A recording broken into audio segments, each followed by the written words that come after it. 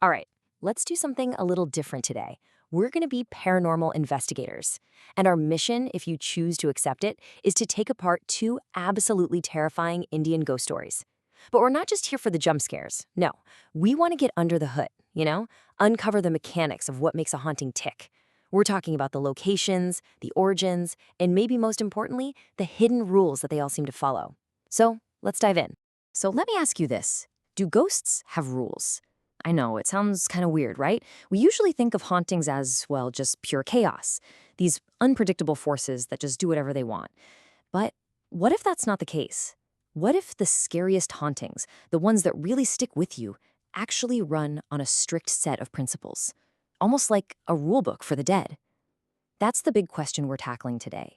Are there rules to this stuff? And if there are, what in the world are they? Okay, so first things first. Every single good ghost story starts with a place, right? A location that just feels off. You know the feeling?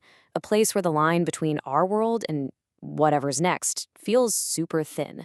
Today, we're looking at two totally different but equally cursed locations. And just look at the difference between these two. On one hand, you've got this bustling government hospital.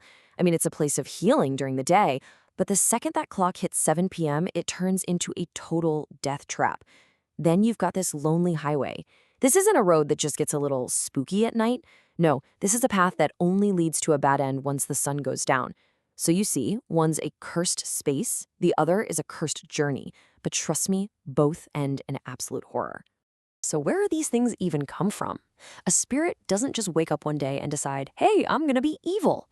Nah, a real haunting, it's born from something terrible, from tragedy, from violence, from some kind of desecration.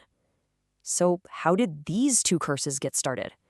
It's time to dig into let's call it the source code of these nightmares. All right, the hospital story. Man, this one starts with a massive violation. In Agori, who's this ascetic holy man, his body is brought to the morgue, and then a doctor. In this just unbelievable moment of greed, he's doing the postmortem and realizes the Agori's heart is still beating. And what does he do? He tries to harvest it. That act, that desecration, that was the trigger.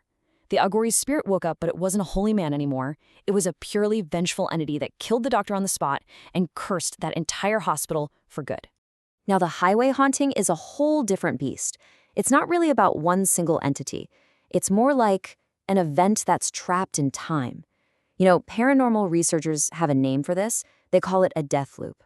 So the bus, the driver, all the passengers, they're like these spectral echoes, and they're forced to relive their final terrifying crash over and over and over again, every single night. Okay, so we've got our cursed places, and we know where the nightmares came from. Now we get to what I think is the most crucial part of this whole thing, the rules. Because when you're talking about a haunting like this, knowing the rules is literally the only thing that separates a survivor from another victim. The hospital's rulebook is brutally simple. It's all about the clock. First, the deadline is 7 p.m. sharp. Second, every single living person has to be out of that building because the moment that clock strikes 7, the Agori's spirit is let loose to hunt. And anyone left inside, they're fair game. There are no exceptions, no do-overs. That's it.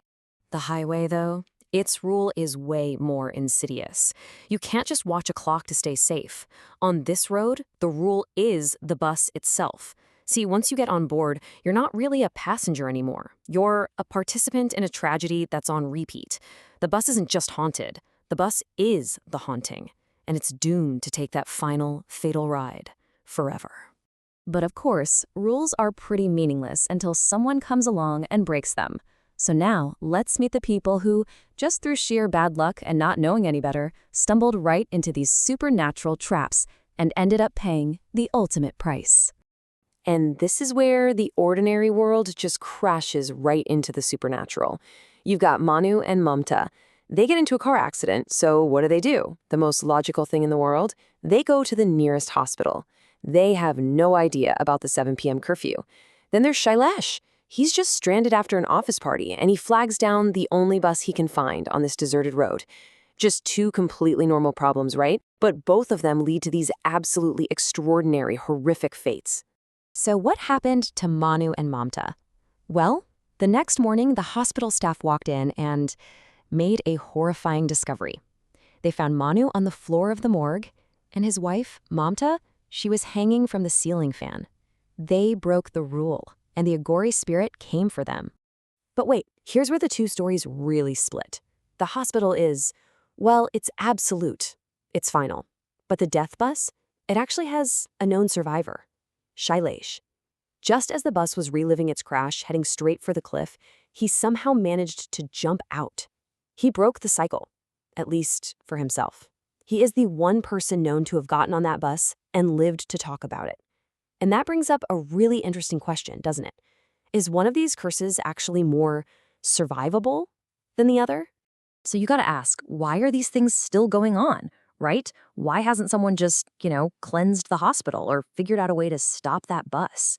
And that brings us to the final piece of our puzzle, figuring out what powers these things and why it seems so impossible to fight them. Yeah, these aren't your average ghosts you can just banish with a few words. With the hospital, they actually tried. They brought in an exorcist who did all these rituals during the day. But then he made a fatal mistake. He broke the #1 rule. He stayed past 7 p.m. And sure enough, the next morning, he was found dead. The Agori's power was just too much. And the bus, that curse is so tied to the road itself that nobody even bothers trying to stop it anymore. It's just accepted as a deadly part of that highway. And this really gets to the heart of why these hauntings just won't stop. The Agori spirit has a physical anchor, its own body, still lying in the morgue, the one that was desecrated, and no one can get near it to destroy it without being killed. The bus, on the other hand, is anchored to something you can't touch, but it's just as powerful, a specific moment in time. It's like a traumatic memory that's been burned onto reality itself. So you've got one that's a prison of flesh, and the other a prison of time. And so, that leaves us with one final, pretty unsettling question to think about. The hospital gives you a guaranteed violent death. Game over. The bus, though, it offers this horrifying loop, an endless replay of your own death. So I ask you, which is the more terrifying fate? A death that you know is coming, right on schedule, or a death that never, ever ends?